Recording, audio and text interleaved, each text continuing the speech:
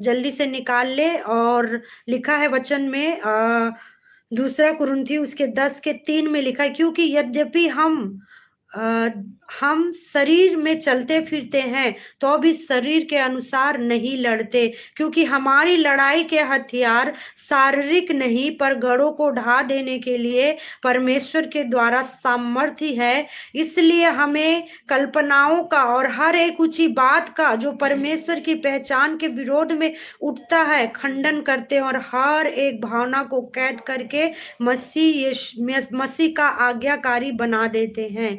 Hallelujah. यहाँ परमेश्वर का वचन क्या कहता है प्रियो, कि यद्यपि हम शरीर में चलते फिरते तो हैं, फिर तो भी शरीर के अनुसार नहीं लड़ते, है ना। हम शरीर के अनुसार नहीं, हम शरीर में चलते फिरते तो हैं, हम दिखते तो हैं शारीरिक, लेकिन अगर कोई व्यक्ति हमसे लड़ता है तो हमारी लड़ाई, मैं स्टार्टिंग से ही सिखा रही हूँ, हमारा जो है युद्ध का स्थान, हमारा क्या है, हमारी प्रार्थना की वेदी है।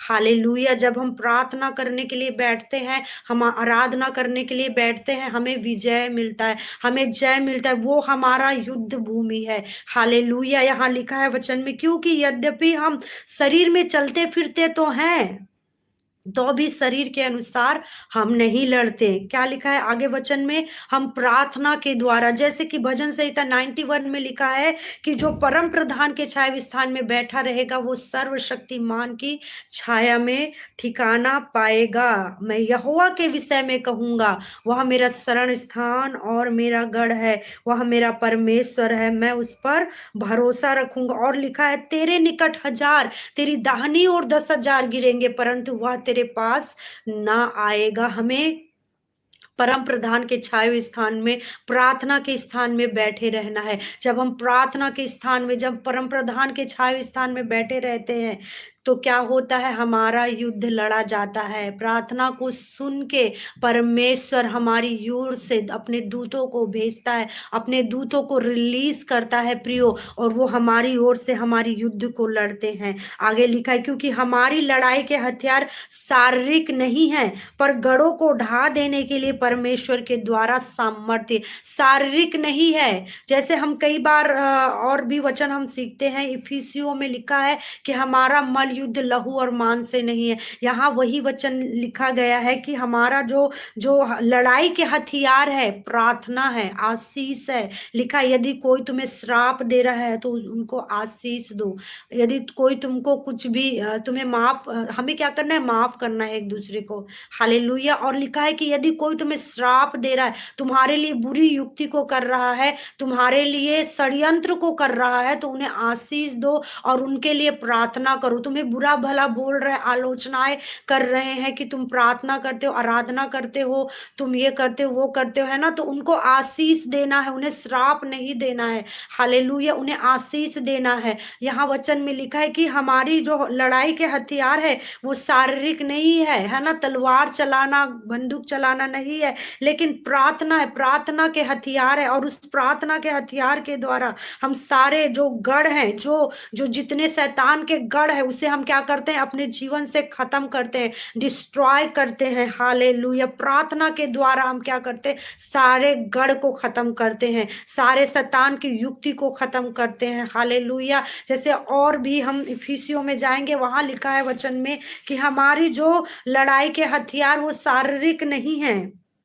यहाँ लिखा है वचन में, इफिसियो 6 अध्याय में लिखा है, हमारा मल युद्ध लहू और मांस से नहीं है।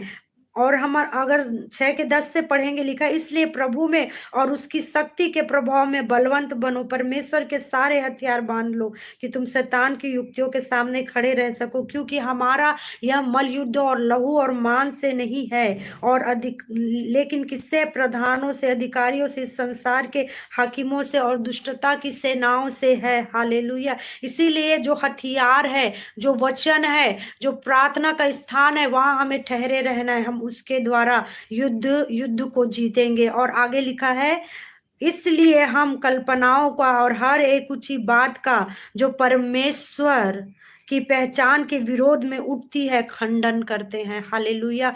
हर एक ऐसी कल्पनाएँ, हर एक ऊँची कल्पनाएँ और जो परमेश्वर के खिलाफ में बहुत सारी बातें जो उठती है, उसका हम क्या करते हैं? विरोध करते हैं, खंडन करते हैं, उसे हम ख़त्म करते हैं और उसे मसीह यीशु का आज्ञाकारी बना देते हैं, प्रार्थना करके, आराधना करके। हालेलुया!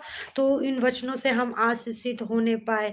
आज के इस वचनों से हमने जो थोड़ा-सा सीखा है कि हमारा जो युद्ध भूमि कहाँ है?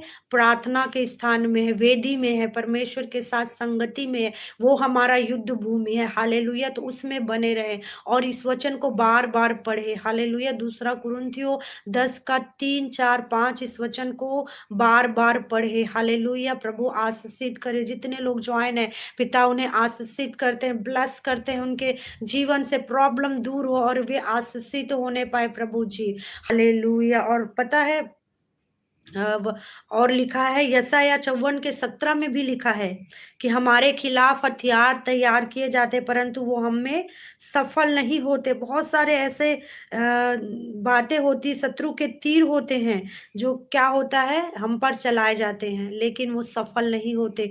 लोगों के द्वारा बहुत सारी चालें रची जाती है, वो सफल नहीं होते। क्यों नहीं होते? क्योंकि प्रभु हमारे लिए लड़ रहा है। हमारी ओर से वो हमारे लिए लड़ रहा है, हालेलुया! हम जब प्रार्थना में बने रहते हैं, तो प्रभु हमारे लिए लड़ता है प्रियो, हालेलुया! थैंक यू जीसस इस वचनों के द्वारा हम ब्लेस हुए हैं प्रभु, हम आपका धन्यवाद करते हैं। आज की संगति के द्वारा हम ब्लेस हुए हैं प्रभु, हम आपका धन्यवाद करते हैं।